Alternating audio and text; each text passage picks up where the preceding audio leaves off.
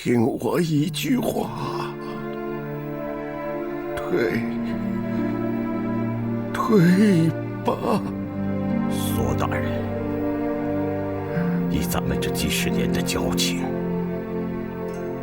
就凭您这一句话，我把脑袋都可以给你。可这件事不成啊！我鳌拜的为人，你是最清楚不过的。你忠于皇室，我也是啊。我是为了咱们大清啊！我是为了咱们八旗子弟用血用命打下来的江山呐，索大人。这小主子现在满脑子里想的是什么？他想的是满汉一家呀，那不是在走顺治帝的老路吗？你去看看他给大阿哥起的那名字，程瑞。这不就是汉人的名字吗？现在让他亲城，咱们辛辛苦苦打下来的江山，闹不好就会拱手让给那些南蛮子啊！索大人，鳌拜啊，你应该知道，咱们这些当奴才的，只有尽忠主子。我不是说不让位给他。我是说，我觉得现在不是时候。你索大人一生忠贞，可是我想问你一句，你觉得你做的那些，它值吗？您的孙女入住皇宫，当上皇后，这在外人的眼里是多么风光无限。其实呢，自他的入住皇宫起，就从来没有得到玄烨的宠幸啊！您静下心来，好好想想吧，我的老大哥。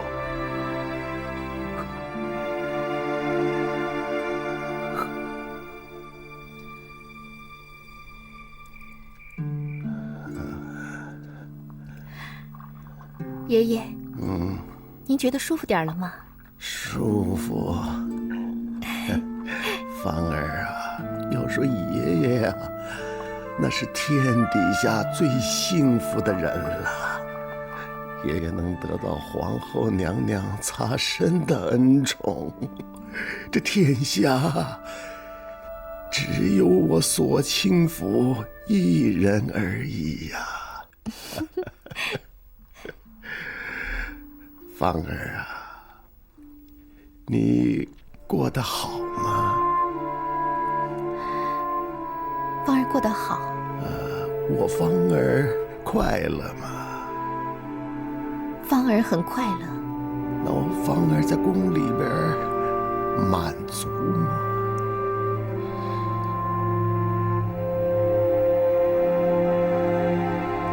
芳儿不满足，但是芳儿很快乐。她快乐，我就快乐。爷爷是个大英雄，是巴图鲁，一生为国。可是芳儿只是一个平凡的小女子，心里面装的就只有她的男人。那皇上心里有我芳儿吗？有，只是他自己还不知道我有多么重要而已。他是绝顶聪明的，不过对女孩子的心事，他就是不懂。男人嘛，满腹心思全都放在国事上了。那我还没做错呀。爷爷，爷爷，您别担心，芳儿相信，总有一天呢，他会知道的。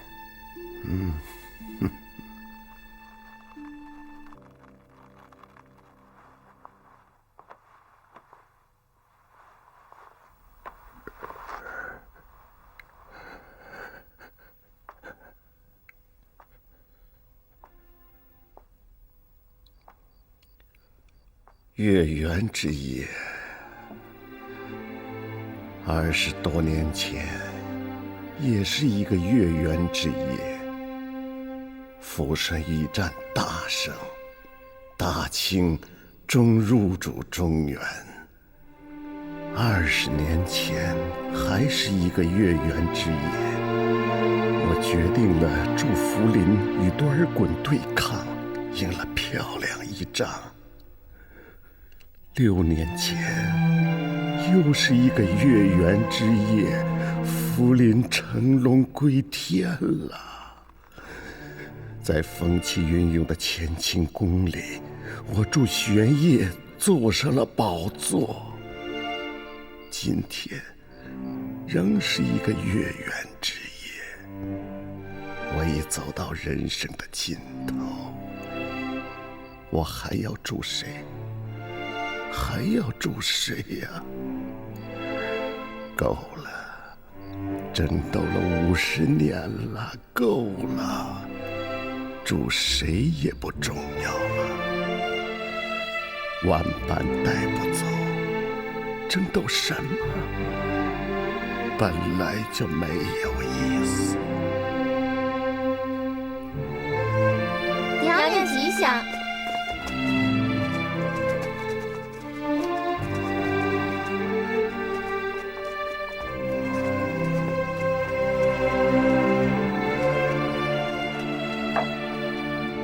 爷爷，花儿给您倒茶来了。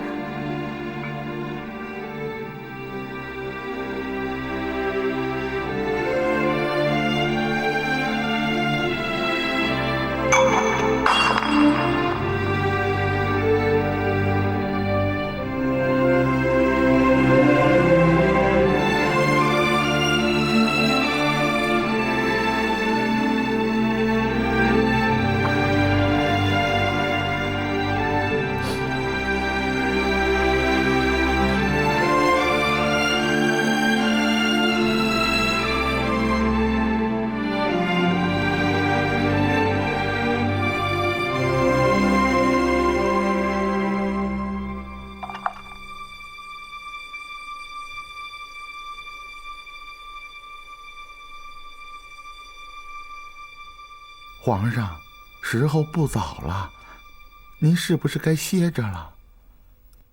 睡不着，心里怎么这么不安呢？奴才知道您还惦记着前朝的事儿，可是您也得注意您的身子骨啊。皇后娘娘求见。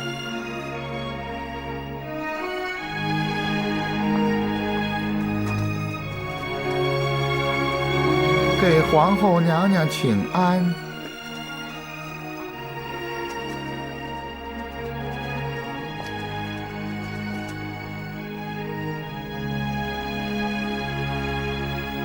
皇上吉祥。起来吧，坐下说。臣妾深夜进宫，是有一事，想亲自告诉皇上。爷爷他走了，他是笑着走的。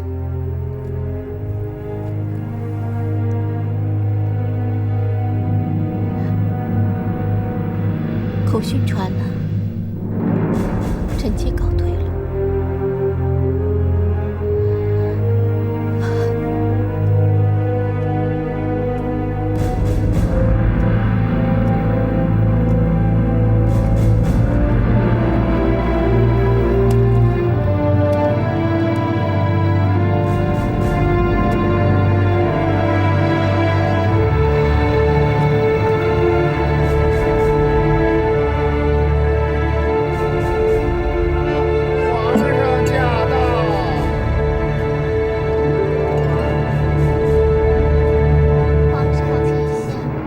下去吧。奴婢告退了。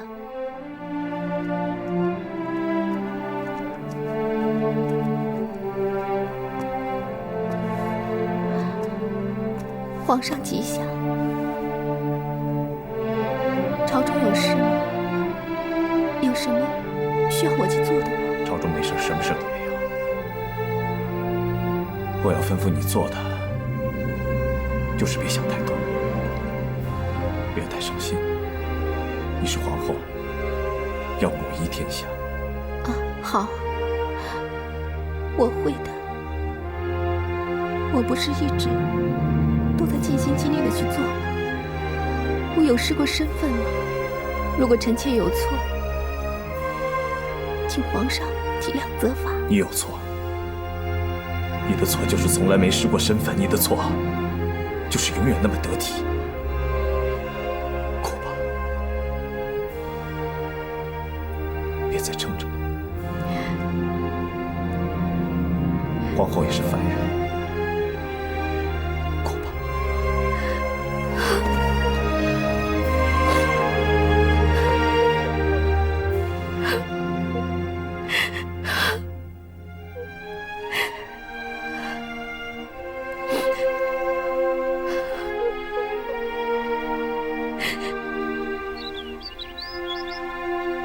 那太好了，索尼这老头死了以后，没人再敢主张亲政，以后朝中啊就剩叔叔独大了。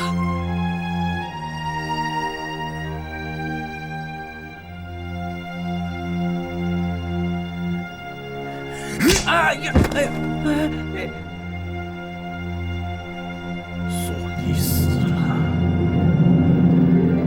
你们怎么还高兴啊？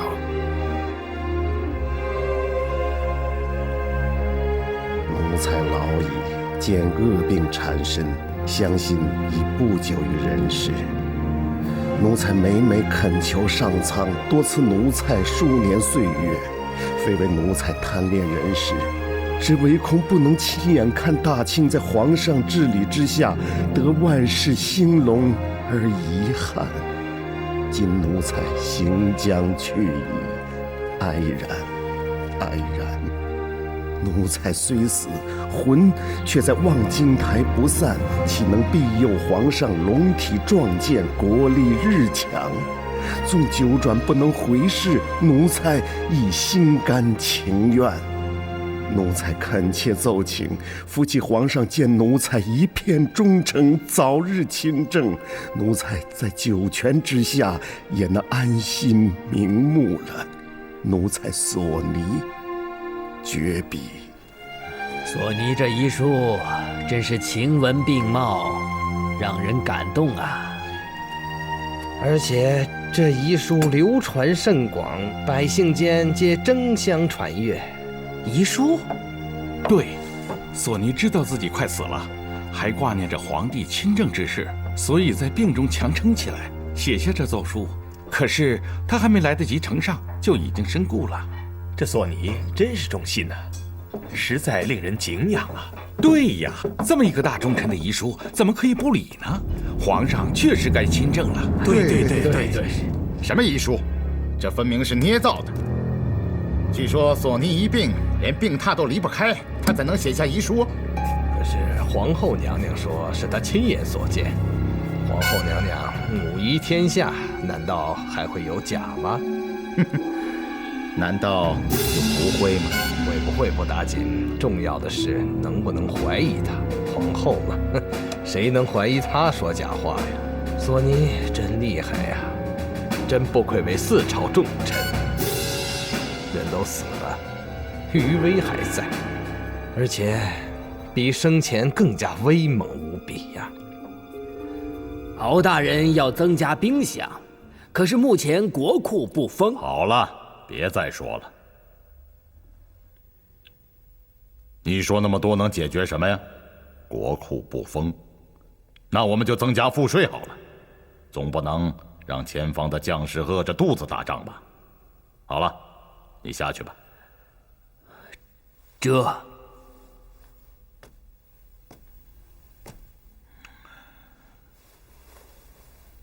各位臣工，还有谁要启奏吗？皇上，奴才有事请奏。苏清府请讲。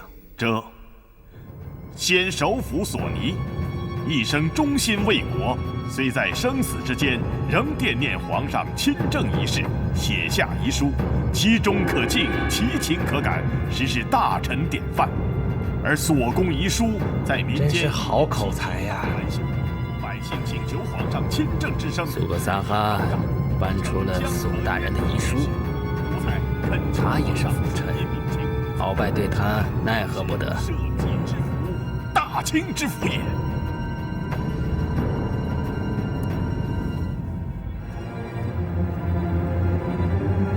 启禀皇上，臣也有奏，臣恳请皇上亲政。臣恳请皇上亲政。恳请皇上亲政。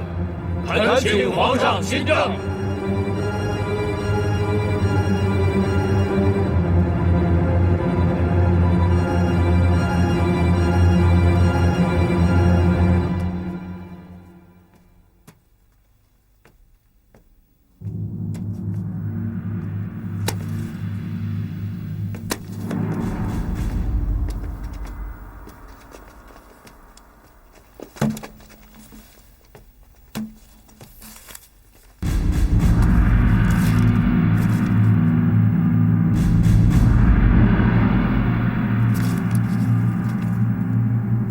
朕年幼识浅，恐未能担此重任。敖钦府，奴才在。此事还是交给辅臣们和议镇王大臣会议商讨。这经查各部院结果，奴才等你吏部尚书安达里、刑部侍郎石申革职，工部尚书叶承娥降3级，随其行走，以兵部尚书阿斯哈为吏部尚书，正白旗都统马尔赛为工部尚书，其他2品以下官员升调，句句奏折上呈。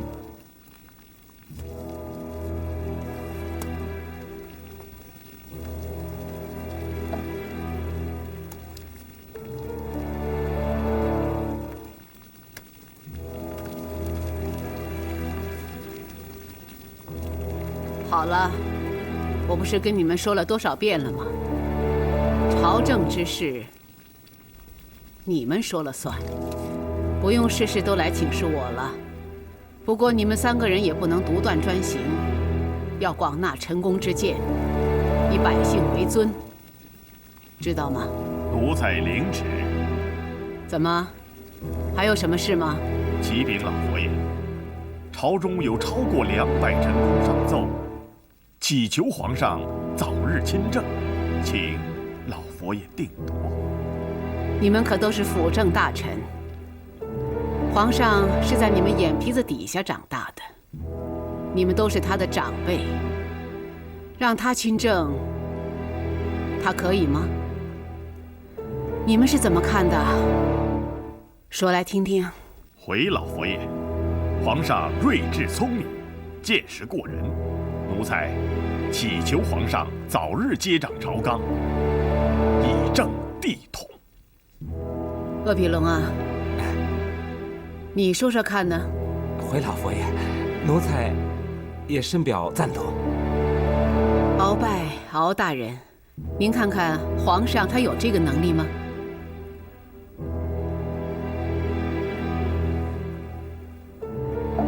回太皇太后，刚才太皇太后不是说过吗？我们该广纳百官之见，以百姓为尊嘛。既然是百官上书，民心所向，那么皇上亲政是顺从民意。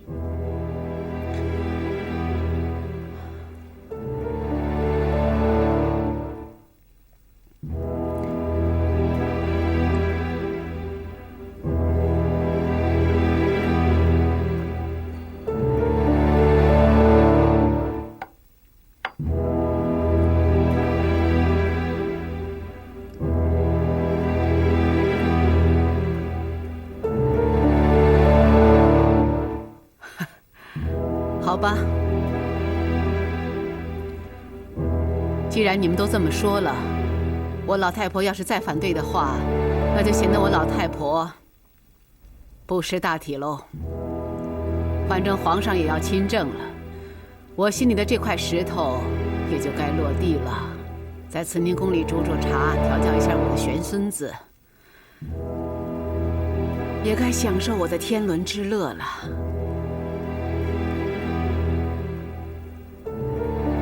亲吧，亲吧，亲就亲吧。没什么事的话，就都下去吧。谢太后，奴才告退。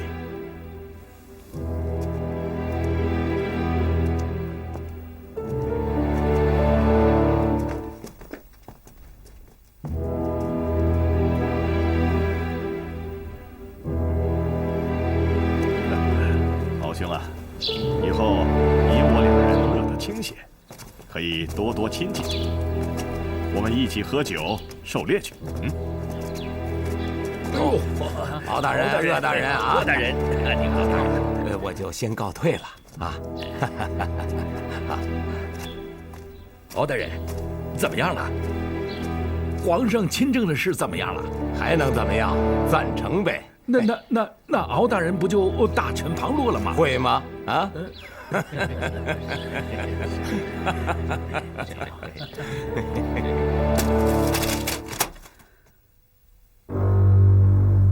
别以为自己是赢了，你没有赢，只不过是没有全军覆没罢了。虽然是没赢，只不过这次，皇上，这场战斗仅仅是个开始。你失去的是个大战舰，幸好你捡回来一张小帆。有了这张小帆，你可以驶出港湾，向大海驶出第一步，开始你新的征程。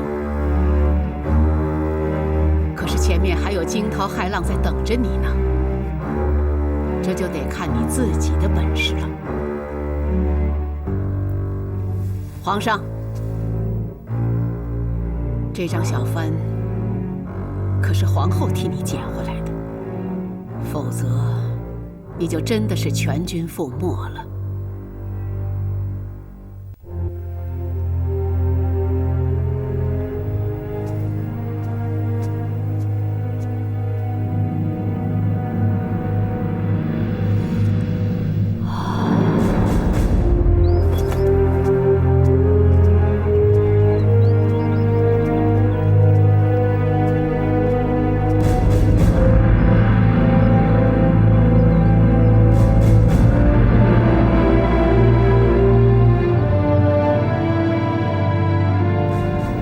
皇上，回去吧。您告诉皇后，这。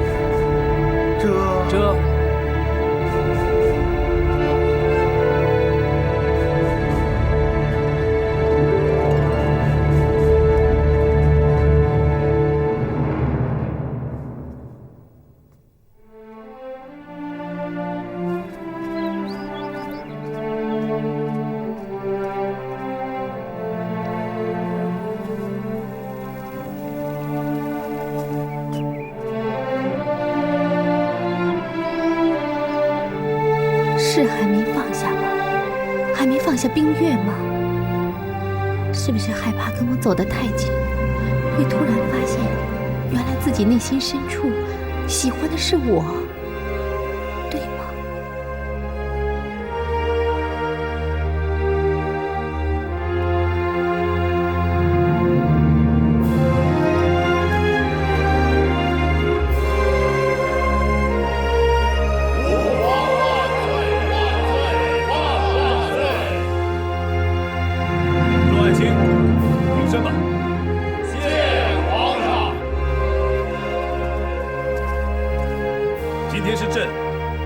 初次亲政，朝中之事还得倚重各位臣子，大家务必上下一心，为社稷尽心尽责，开拓我大清万年盛世。好了，各位臣工有什么要禀报的吗？禀皇上，奴才有一事奏请。班布尔善，请说。回皇上，朝中事务一向由辅臣把持，辅臣们处理朝中事务有条不紊，是为社稷之福。皇上初亲朝政，对6部事宜还未熟识，为朝政能一贯上行下达，奴才恳请皇上委3辅臣继续辅政。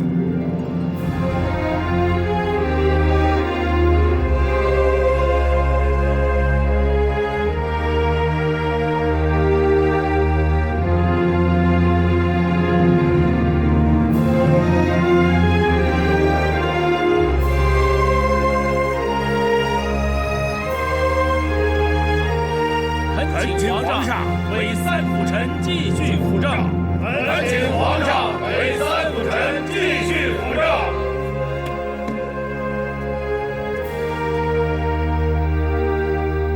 你们这是干什么？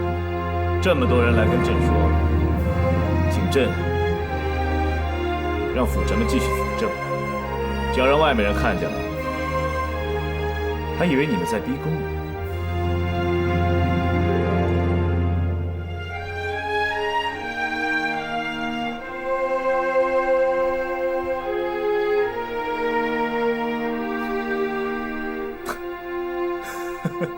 好了，朕只是跟你们开个玩笑而已。其实，让辅臣们继续辅政，恰恰是朕今天要颁的第1道圣旨。苏萨哈、鄂必龙、鳌拜，奴才在。这么多年来，你们辅政有功，朕就下旨让你们继续辅政。议政王大臣会议还是由康亲王把持。臣领旨。你们可得帮朕好好干了。谢皇上。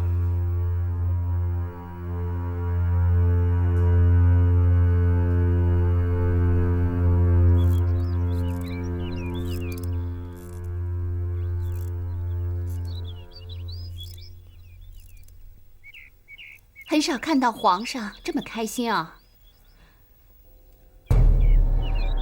是吗？他真的很开心吗？承认。你说阿玛亲政和不亲政有什么区别？朝政还是鳌拜把持。当然有，区别就在于，你比以前更弱，从没权势到没依靠。他们这一上奏，请让辅臣继续辅政，那跟逼宫有什么区别？有。从此皇上可以亲自下旨，权力来得更名正言顺。皇马们说的对，亲政，我只捡回一只小帆，可以乘它出海。殊不知，我已失去一条战舰。难道我真的输了？不，我觉得这正是您强的地方。没错，这正是我想的。那到底什么意思啊？曹毅，你听过郑伯克段渊的故事吗？没有。《左传》里有这么一个故事：有一位国君，他的幼弟仗着太后的恩宠，总是桀骜不驯，犯上作乱，意图夺位篡国。可是国君呢，却姑息之，纵容之，目的是让他多行不义必自毙。到后来，他的弟弟真的明目张胆地起兵造反，国君才发大军一举克制。哦，皇上就是要鳌拜多行不义必自毙。没错，目前的朝政是由鳌拜把持着，皇上就是要让他众叛亲离，让他尽管骄横跋扈，为所欲为。等时机一到，不踌躇他，要他灭亡，先让他颠覆。我越纵容他，他越多行不义，越让人不服，对我越有怨。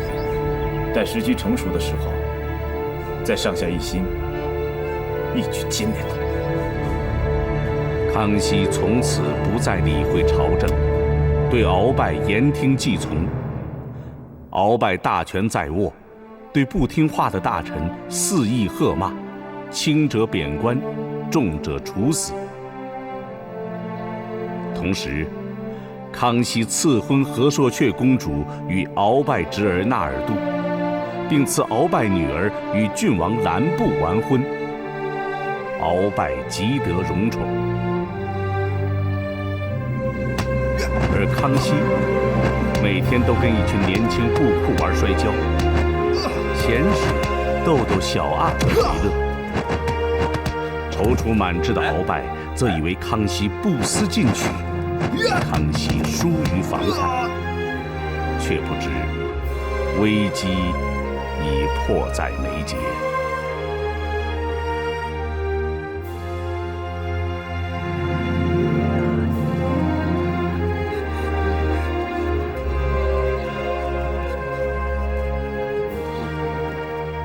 哎呦，嘿嘿，这不是苏大人吗？哎呦，眼瞅着清闲了不少，怎么样啊？还好吧？总不如马尔赛大人好吧？哎，下官呐是祖宗庇佑了，生在正白旗，哎，被那个他妈什么正白旗辅臣呐弄得地也没了，田也没了。哎，连生个孩子、请个奶妈、喂奶的银两也没了。还好祖宗庇佑，下官有双快腿，跑得快，要不然呐，跟着那帮窝囊废一起沉沦，就真是丢人了。苏大人，你别往心里去啊，我可不是说你呀。走吧。哎。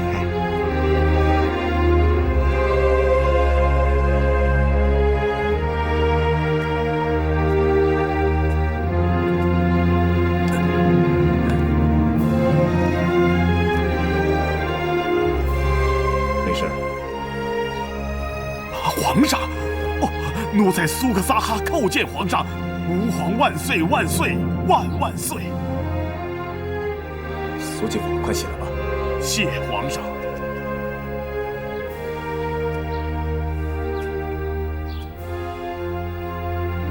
怎么？没干嘛，没干嘛。奴才现在还能干什么呢？奴才就像皇宫中的一根柱子，大臣们遇到他，可以视而不见，可以躲开他，也可以对他辱骂和诅咒。怎么会呢？你可是苏克萨哈，满洲第一才子，这一亲政了，还得好好倚重你。皇上，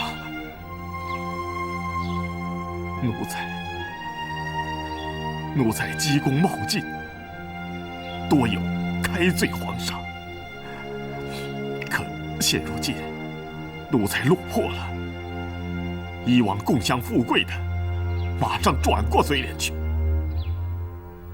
可皇上，苏亲父别多想了，回去好好休息吧。奴才谢过皇上关怀，奴才告退了。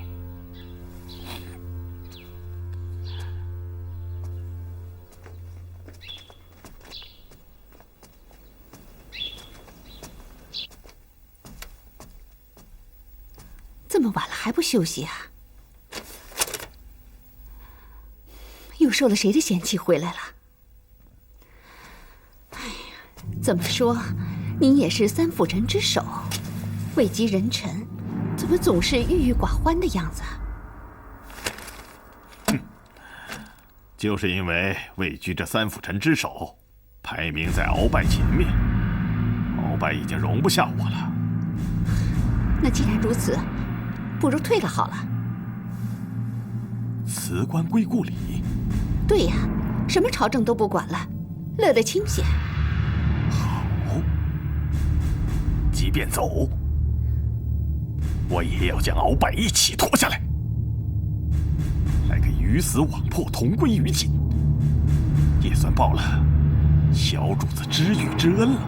哼，鳌拜呀，别以为我苏克萨哈是个等闲之辈。各位臣工有什么要上奏的吗？回皇上，各位臣工的奏折都在老臣处，待老臣批阅之后，再交皇上定夺。好啊，朝政有敖钦府把持，那朕就乐得清闲了。要是大家没什么事上奏的话，今天就到此为止吧。皇上，奴才有一奏折要上呈。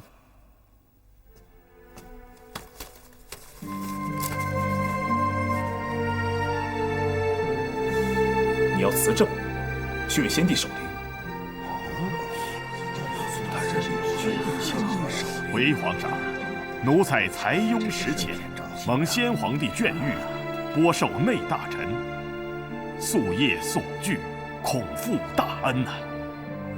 更蒙先皇帝恩宠，唯以辅臣之职，奴才唯有尽心竭力，报效朝廷。现皇上公亲大政，令奴才往守先皇帝陵寝。如获其责，以报全胜。苏大人，你说这些话是什么意思？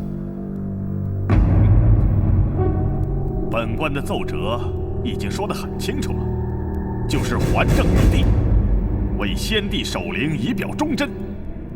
皇上既已亲政，本官不退，就是贪恋权位，令亲政名不副实，有负皇上圣宠，是不忠不礼、不仁不义之所为。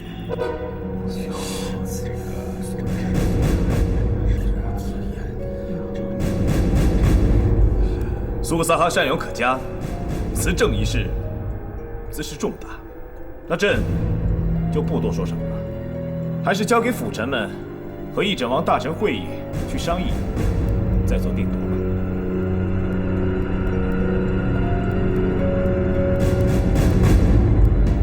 苏克萨哈言辞虽然有些过火，但他愿为先帝守灵，确是一片忠心呐。对，他是三朝元老，为国尽忠30多年了，想退也合乎人情啊。反正啊，他在朝中已是无差可办，无所事事，让他退下来，对大局也无损嘛。啊，那就让他在先帝的皇陵度过余生吧。啊，敖大人，你看呢？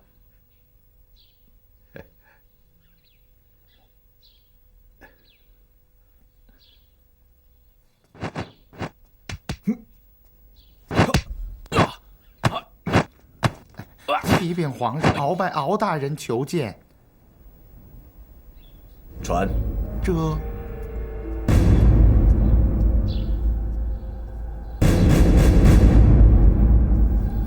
奴才叩见皇上。起来吧。清府啊，摔跤这玩意儿真是越玩越有意思。哎，对了，敖清府不是大清的巴图鲁吗？以后你就当朕的老师，教朕摔跤之术吧。啊，奴才遵旨。只不过，奴才以为皇上应该把更多的时间用在政务上才是。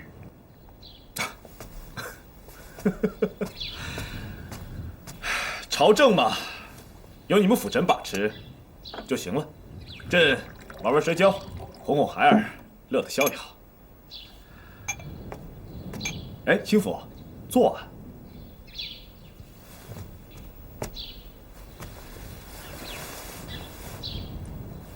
对了，敖清府，有什么事吗？皇上，苏克萨哈奏请辞政守灵一事，议政王大臣会议已有定案。是吗？臣等定了苏克萨哈24项大罪，项项都是死罪，请皇上过目。24项死罪。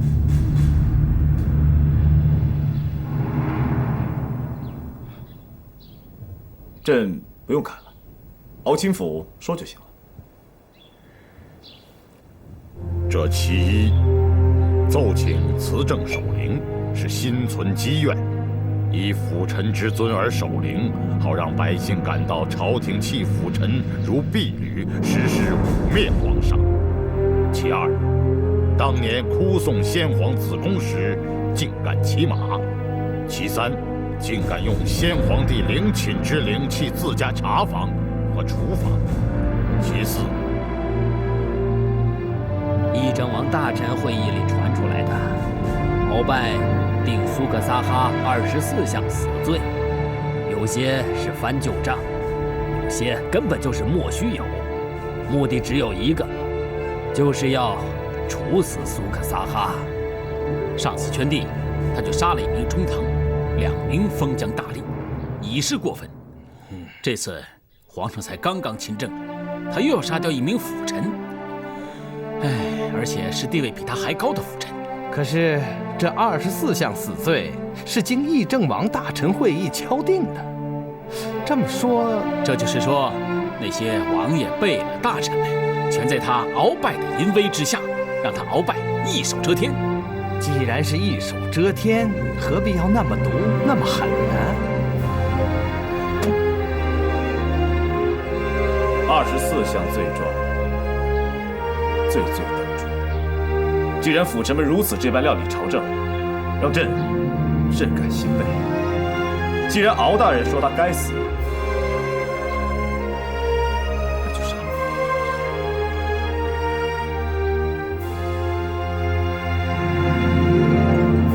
好了，敖钦府回去办差吧。朝政呢，你去对付；这些布库嘛，就交给朕好了。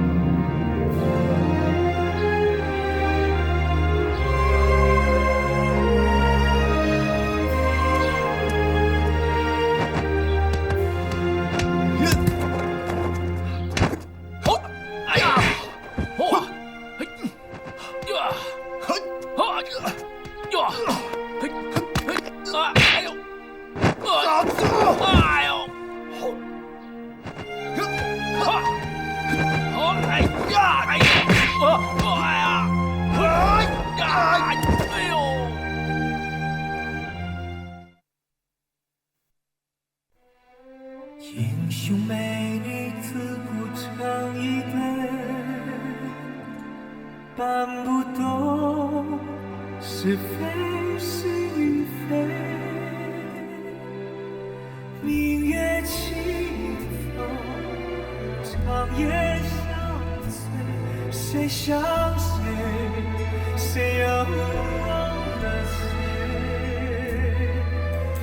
一群沼泽。江水，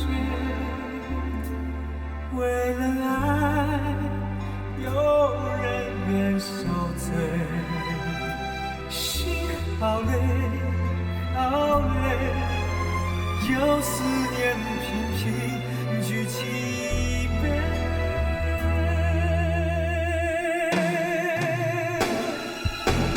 寒光中艳玫瑰，醒了心又睡，为一口气想到尾，永不后悔。每一个人全身崩溃，眼泪太可贵，明知道心要碎，也不后悔。寒光中。